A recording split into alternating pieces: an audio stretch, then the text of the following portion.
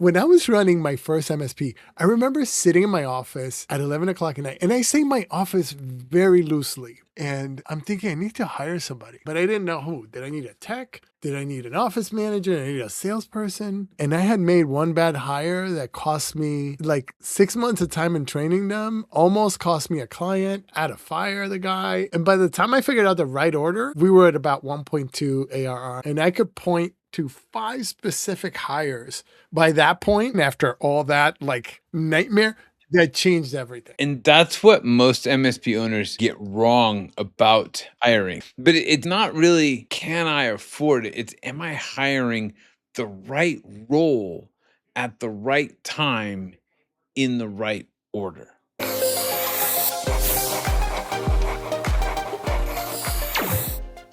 Hiring in the MSP world is brutal. I talk to MSP owners every week who say the same thing. I can't find anyone. I'm looking everywhere and I can't find anywhere. I have a recruiter and I can't find anyone. It's the number one. So hiring and talent retention is the number one survey reported challenge for MSPs. It kind of depends on size, but mostly as you grow, it's not pricing, it's not sales, it's hiring. And I just want to say it's not just MSPs, it's entrepreneurs in general. Hiring is tough, guys. This isn't the type of thing that you just roll out and start bringing people in. You know, like hiring is tough. And as you go through, it creates this death spiral. You can't find anyone, so you keep doing it yourself. You burn out. You finally hire someone out of desperation, and you hire the person, the exact wrong person that you should not have hired. That person, that's the person that you hired. Why is it? Yeah, it's so funny. Everybody hires the wrong person the whole time, right? It's like a Hail Mary hire, but it doesn't work, guys. Don't hire Hail Mary. Anyway, but we do have some actually named mistakes here. We have a list because lists are cool. Let's go through and name the mistakes, shall we? So mistake 1 is hiring when you're desperate. This sort of links back to the sales. You know, like it's restructuring your company when you're desperate. Not good. But back to hiring, every bad hire is a panic hire. Mistake 2, and I really wish we could bold this and put it in like 125 point font. And anybody who's there who's into tattoos or not into tattoos or has never had a tattoo, this is something you should really tattoo in the inside of your arm so that you really remember it. Hiring a salesperson before you've defined a repeatable sales process. Because look, if you don't have a process that works when you run it yourself, handing it to someone else just means you are paying someone else to fail. It is an illusion to think that hiring somebody with salesperson in their title is going to figure it out. They're not. It's what I hear all the time. Oh, I'm going to hire a salesperson and they're going to figure out my sales. We talked about that in the last episode. I think we're going to talk about it in the next episode. Just please don't hire anybody until you have a sales process. Mistake 3 is hiring the cheapest technician. So, you know, hiring someone who perpetuates firefighting or who has to ask you every question instead of actually solving it, right? Like bargain hunting is not the best way to find people. Mistake 4, hiring someone and expecting them to solve all of your problems. It's like you bring them in, hand them a mess, and you're like, make my business work. But if you don't know what it is, you haven't defined success, they're not going to do it, you know? And if you expect... They fix it, and then when you ask them, they're like, I fixed it. And they're like, no, you didn't. But it's also, we tend to think that we can hire somebody to like do sales, answer the phone, write papers, do the technical support, right? Like, we're like, we have 10 things that need to get done. I'm going to hire one person to do those 10 things. Never mind that those 10 things are completely separate things, right? It just doesn't work. Most MSP owners, and just going to keep emphasizing it, most entrepreneurs think that hiring is a talent problem. But in fact, it's a sequencing problem. So if you hire in the wrong order at the wrong time, you burn cash. But you hire in the right order, each hire creates leverage for the next one. So before we get into the timeline, there's a concept that we really need to understand, and it's the Hatch chart. The diagram of all of the roles in the business. And even if you're a one-person shop, you're gonna have to fill all these roles one way or the other. If you have 3 people, you have to figure out how you're going to allocate these roles. They really fit across, and I know you like to look at this in a level of detail that goes below this, but 7 core functions, right? There's operations, marketing and sales, technology, finance, people management, administrative, building the business.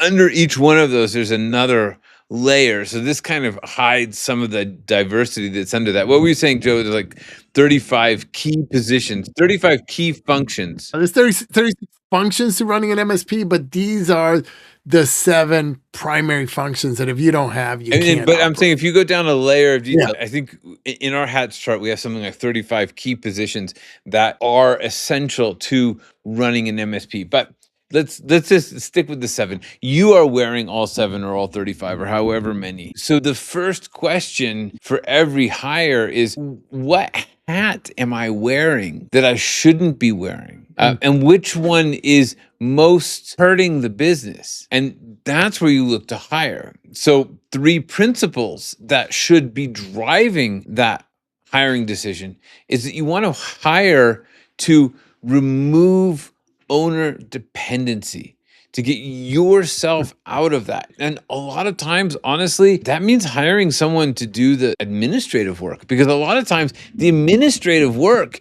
is the thing that is the bottleneck that's holding you back. You want to hire to protect cash flow, and you want to hire to create leverage, which is kind of the same thing as hiring to remove owner dependency, but it has the word leverage in it. And that is a really good keyword for things like this.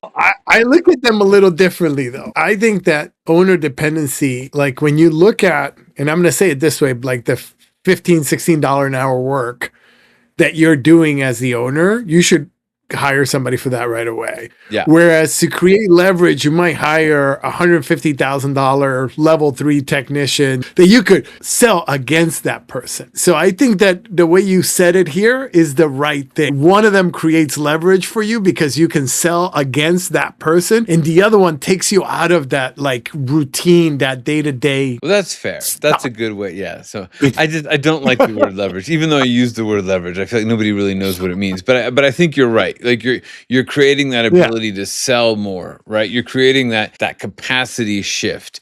Whereas, and the other one is really just removing the dependency on the administrative burden. Yeah. So when I think about it, here's the timeline: 0 to 250,000. You're wearing all the hats, and the signal that you need to hire somebody is your ticket response times are slipping past 24 hours. Like you're responding to tickets 3 days later, a week later, people are calling you up, they're knocking on your door at night. It's crazy. Then you could even be an admin hire. You just need to hire somebody at this point. You want to start at the low end. You want to start with things that you've defined. That's why in this is also that administrative hire, because it's the routine stuff that you can actually get rid of pretty quickly, and that's going to cost you less money to hire for. 250 to 500, your first technical junior level person. You're handing off that technology hat, but you have a 90-day outcome. You know what you want to get done. You stabilize your SLAs. You cut your billable time. That's 500 to 750, senior tech or service manager. So the signal that you need to do this is you have repeat escalations, inconsistent documentation. So your 90-day outcome is a real escalation matrix and predictable resolution matrix. You want to make sure that's being handled. So now you've handed off the junior hat and the senior hat so that you can go focus on other things. But the problem is all these operations and admin stuff, right?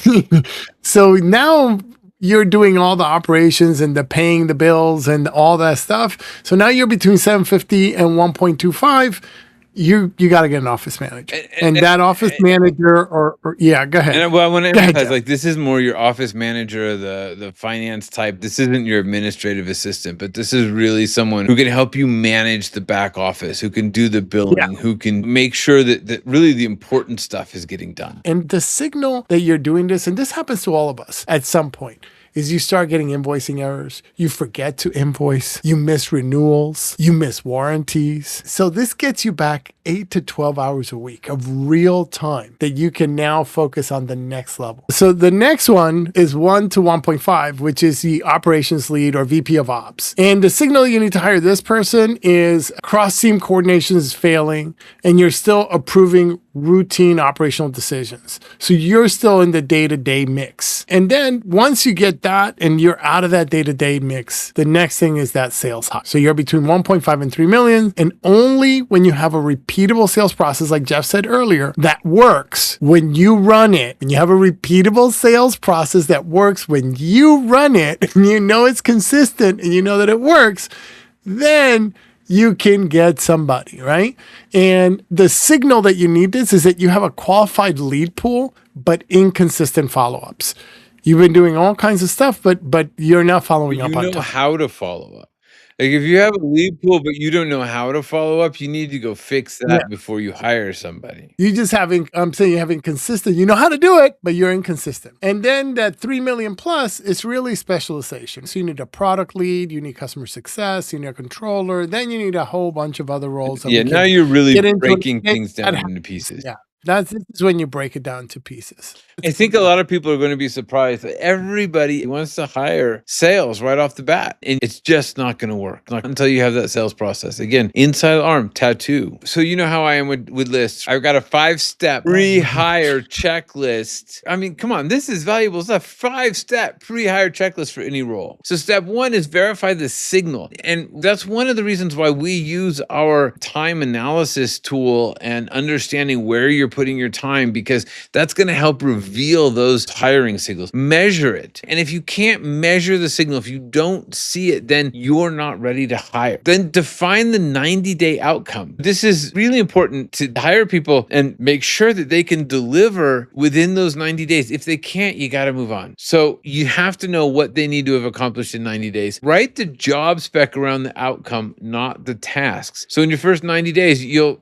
own our escalation process. You reduce average resolution time by 30%. Now we have in our HATS chart all of these defined with metrics. So there are tasks involved as well, but you want to be clear about what the outcomes really are going to be. Look at your budget. If total payroll is exceeding, 40% of your monthly recurring revenue, then maybe the thing you need to do is go back and raise prices. We haven't really talked about it here, but one of the mistakes is hiring and expecting profitability to increase, but hiring is a cost. And so if you're already overburdened, pause and go back and think about it and maybe look at filling in your PITA sheet, filling in your price increase sheet and going for a price increase. And step 5 is building the onboarding playbook before you post the job. So decide what that first week looks like, what tools they need access to, who trains them on what. This is just a key part of the process. When you bring them in, this is how you indoctrinate them. This is how you get them into the business. And right here, you really want to design their first 120 days, because if you don't, you're going to end up in big trouble. We actually have a framework that takes you through step by step everything that they need to do for those 120 days. And the reason is that they will fail if you don't. I don't care who you hire. If you don't put them in the more structure you can give someone, the more likelihood you're going to succeed. It's worth the investment. So there are 2 interview red flags that apply to almost every hire. And the first one is poor documentation habits. Are they bad at documenting things? Are they bad at follow-up? Are they bad at engaging with you, right? Like that's going to turn into firefighting. The second one is blame shifting. And if they're doing that in the interview process, if they're doing that as they're going through meeting with you, they are going to do that in your business. So those are a couple of things to look for while you are hiring. Sometimes you can see that blame shifting right in the interview. Yeah, well, that's why I say it's an interview red flag. Hence the title of that section, Interview Red Flags. It's like, I title these things on purpose, Joe. So, all right, so look, we talk about this idea of a workshop versus a factory. And, in a workshop, every hire is a warm body filling a gap. In a factory, every hire is a component in a system that runs without the owner. That's why they need the BSP readiness assessment. I know we call you guys MSPs sometimes, but really we want you to be BSPs, business solutions partners, right? So if you take that readiness assessment, it shows you exactly where you are across all 5 scale phases, including whether you're ready to make your next hire or not. That's where you we've got to go, designed this man. in a way, That's what you gotta and this do. is free, guys. Like you can do this right now. You can have it 5 minutes from now, and it's going to give you an idea as to whether you have the sales process. I don't know. Did we mention how important it was to have a sales process before? I don't think so. So I think we should just mention that it's We should important to have a talk sales about how process important. before you hire a salesperson. And this assessment is going to help you determine how ready you are for that and what gaps you have to fill in. Right. And this is a crucial thing to think about before you actually end up spending a lot of money on a hire, a lot of money on bringing people into the business that are not going to deliver for you. And everybody comes to us and says, it's so hard to find good people. It's so hard to find good people. And then they're the people who find good people. But they're not looking in a different place. They have the same pool that they're drawing from. But Yeah. what they've done is they've hired people purposefully into a business, into a system, so that they are giving the people they hire the best Yes. opportunity to succeed. And if you're looking to hire, the place to start is with that BSP scale readiness assessment or scale assessment. I've been calling it the scale assessment, but and you can find the link to that in the show notes. And anything else to add, Joe? Well, the last thing is, remember, people, you are loved, and we will see you next And we'll time. see you next week.